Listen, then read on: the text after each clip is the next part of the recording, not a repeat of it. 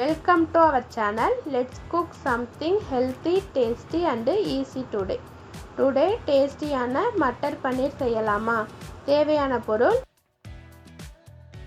பன்னீர் 250 gram, பெரிய வெங்காயம் 3, தக்காளி 1, பச்சை மிளகாய் 2, கருவேப்பிலை கொஞ்சம், இஞ்சி பூண்டு பேஸ்ட் 1 ஸ்பூன், பட்டாணி 150 கிராம், மிளகாய் தூள் 1/2 ஸ்பூன், மல்லித்தூள் 1/2 ஸ்பூன், சீரகத்தூள் 1/4 spoon, biryani masala 1/4 spoon, garam masala 1/4 spoon, மஞ்சள் தூள் 1/4 ஸ்பூன், கொத்தமல்லி இலை தேவையான அளவு. வெங்காயத்தை ரொம்ப குட்டி குட்டியாக கட் பண்ணிக்கோங்க, வீடியோவில் காட்டுற மாதிரி. தக்காளியும் சின்னதாக கட் பண்ணிக்கோங்க.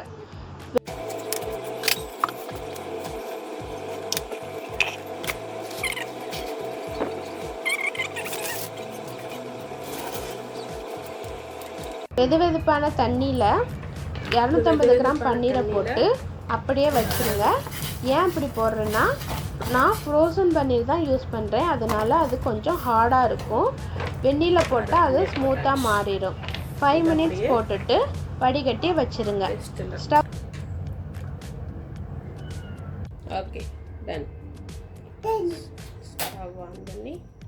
ஸ்டவ் ஆன் பண்ணி பேன் வச்சு 4 ஸ்பூன் ஆயில் ஊற்றி, ஆயில் கொஞ்சம் சூடானோடனே கடுகு போட்டு, கடுகு வெடிச்சோன்னே கட் பண்ண வெங்காயம், பச்சை மிளகாய், இஞ்சி பூண்டு பேஸ்ட்டு, கருவேப்பிலை எல்லாத்தையும் போட்டு வதக்குங்க.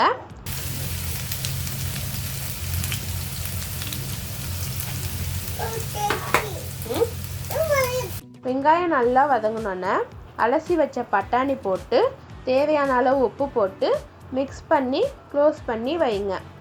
அப்புறம் ஓப்பன் பண்ணி கட் பண்ண தக்காளி போட்டு மிக்ஸ் பண்ணி க்ளோஸ் பண்ணி வைங்க.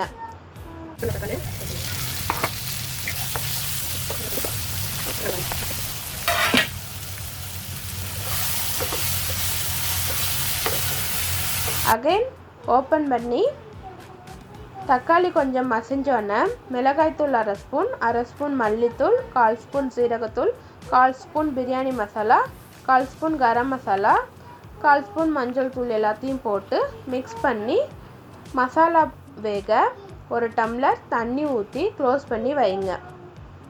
ஓப்பன் பண்ணி தண்ணி பாதியாக வற்றினோன்னே